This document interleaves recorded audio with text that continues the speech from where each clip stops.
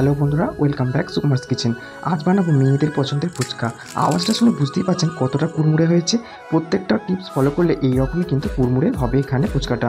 তো প্রথমে এখানে আমি একটা ছোটো বাটির পরিমাণে 2 বাটি সুজি আর সেই বাটির পরিমাণের 1 বাটি আমি ময়দা নিয়ে তার মধ্যে আমি উষ্ণ গরম জল দিয়ে কিন্তু ডোটা মাখছি। অল্প অল্প করে জল অ্যাড করবেন, তাহলে কিন্তু বুঝতে পারবেন জলটা কতটা লাগবে। একটু শক্ত করে মাখতে হবে, আর নর্মাল লুচির মতো নয়। তারপর কিন্তু মেখে এখানে আমি রেস্টে রেখে দিয়েছিলাম মোটামুটি 1 ঘন্টা, মিনিমাম কিন্তু আধা ঘন্টা রাখতেই হবে। তারপর সেখান থেকে আরেকটু ভালো করে মেখে নিয়ে সেখান থেকে ছোটো ছোটো করে লেচি কেটে নিতে হবে, যেমন আমরা নর্মাল কেটে থাকি। এদিকে আমি কিন্তু অলরেডি দুটো বেলে ফেলেছি। এখানে বেলার নিয়মটা হলো, যে দিকটা আপনি নিচের দিকে দেবেন সেদিকটা দিয়েই কিন্তু বেলতে হবে, আর ঠিক সেই দিকটাই কিন্তু তেলের মধ্যে দিয়ে ভাজতে হবে। আমি ঠিক সেম প্রসেসে এখানে তেলেতে দিয়ে বেশ ভালো করে ভেজে তুলে আমার দেওয়া প্রত্যেকটা টিপস ফলো করলে আপনাদেরও এই ফুচকা পারফেক্ট হবে।